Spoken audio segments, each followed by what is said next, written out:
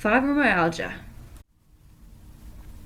Last but not least, we have Fibromyalgia Syndrome, also known as chronic pain syndrome or simply as fibromyalgia.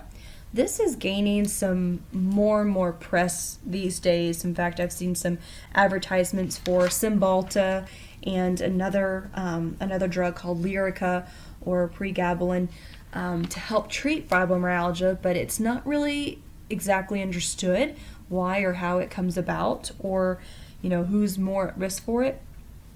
But they do know that it is not an inflammatory disease. Not too sure if it's autoimmune, but they know that it's not really an inflammation kind of problem. So you can't do an ESR on it. You can't do, I'm talking about lab values, a complementary, a C2 or a C3 or a C4 lab draw. So this is strictly something where the musculoskeletal system is just always in pain. In fact, it's very predictable, meaning the person can have pain that's reproduced again and again if they do a certain movement or if you touch a certain area known as a trigger point. And so this tenderness can actually be debilitating, where people will go on disability for fibromyalgia. So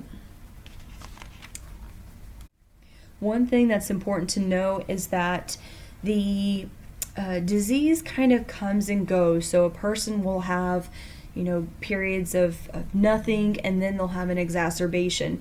But this is generally in response to like stress, or if they overexert themselves, or if the weather changes. Say there was, just regular spring and then they had a cold front come through, that will actually precipitate a fibromyalgia syndrome again.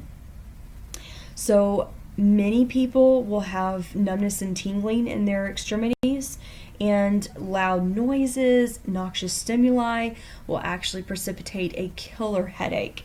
So these patients are often on medications for headaches. And since the disease is not well understood, there is another category of symptoms that may or may not be present, and they're extremely vague, and it's extremely hard to diagnose somebody. They'll have GI pain. They can't really put it to, it always happens after I eat, or it's in the morning. Fatty foods, they can't really put their thumb on it. There's no pattern. Their vision is a little bit disturbed. Neurologic wise, they're very forgetful and they have concentration problems. In fact, just having a conversation with them can be a little challenging. As you can imagine, your person and maybe even the family members are going to be extremely frustrated. They're in pain. Nobody kind of understands what's going on. How do you treat somebody like this? Well, you honestly just do symptom control. You can't really cure it. They don't really know much about where it comes from, so prevention's not something you can talk about. It's just plain old symptom control. So, if you can, limit the caffeine and alcohol, and try to get good deep sleep, because a regular sleep pattern is something that's not normal in this disease. They actually have very poor sleep patterns. So maybe they could visit a sleep specialist. As I mentioned earlier, that they will be on 2 drugs, the pregabalin and the duloxetine, also known as Cymbalta.